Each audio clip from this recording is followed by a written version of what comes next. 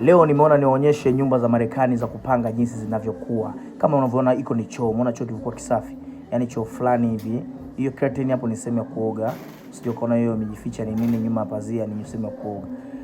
Nyumba yetu kama unavyoiona ina kioo kizuri chenye rangi ya gold. Interior imetulia kabisa yani. Nyumba imepoa, wenyewe wanasema imepoa.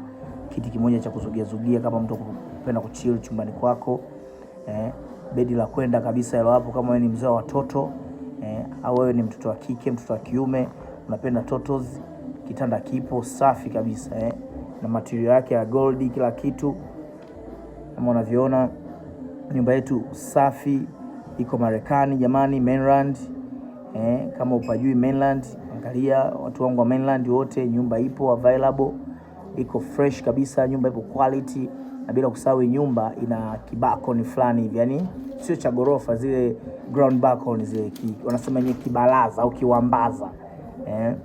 Toka kama hivyo nje hapo, fungua milango yako miwili, mlango wa ndani na mlango wa nje ambao unaonesha unaweza kufungua mlango wa ndani ukaacha mlango wa nyavu, ili mali uone kabisa kama mwanga kanaingia. Kama unavyoona balcony yetu imepoa kabisa, imetulia, vinyasi, hali ya hewa nzuri, vijani fulani, yani upepo, vitu vya natural.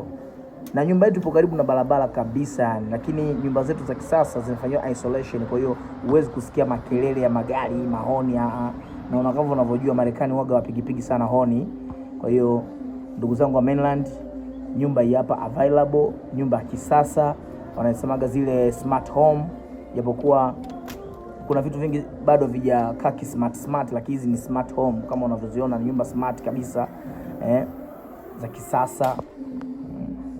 Kama wewe uko Marekani mainland, contact tutaziona hapo, tutakuwekea muda si mrefu. Kama unavyojua video yetu sisi Kulungwa waga tunaonyesha tu kwamba hivi vinawezekana, hivi haviwezekani. Guys, nyumba ni choo.